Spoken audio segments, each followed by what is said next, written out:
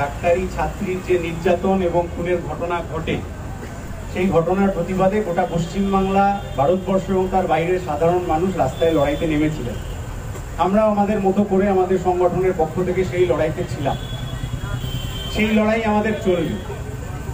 এর মাঝখানে নানান ঘটনা ঘটছে, নানান ষড়যন্ত্র হচ্ছে, ইত্যাদি হচ্ছে প্রশাসনের পক্ষ থেকে। কিন্তু সেই সমস্ত ষড়যন্ত্রের থেকে বড় ষড়যন্ত্র যেটা 8 তারিখ রাত্রিবেলা ঘটেছিল, সেটা হচ্ছে যে তিলোত্তমার সাথে এই নির্যাতন এবং তারপরে তার নির্মম মৃত্যু।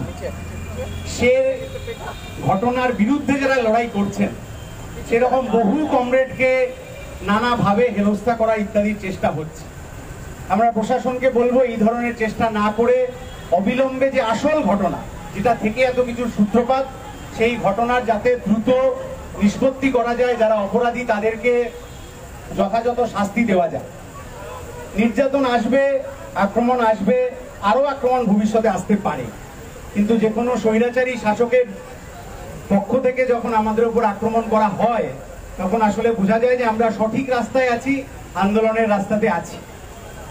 এই আন্দোলনের রাস্তায় আমরা থাকবো।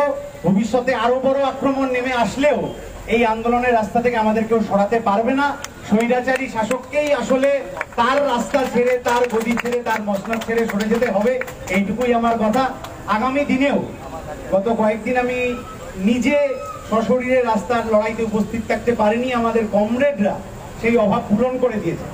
আমিও আজ থেকে বাকি কমরেডদের পিছনে পিছনেও একই রাস্তার লড়াইতে থেকে এই পরিবেশ পরিস্থিতি বদলানোর যে লড়াই, সমাজ বদলের যে লড়াই, সেই লড়াইতে পা মিলিয়ে যাব।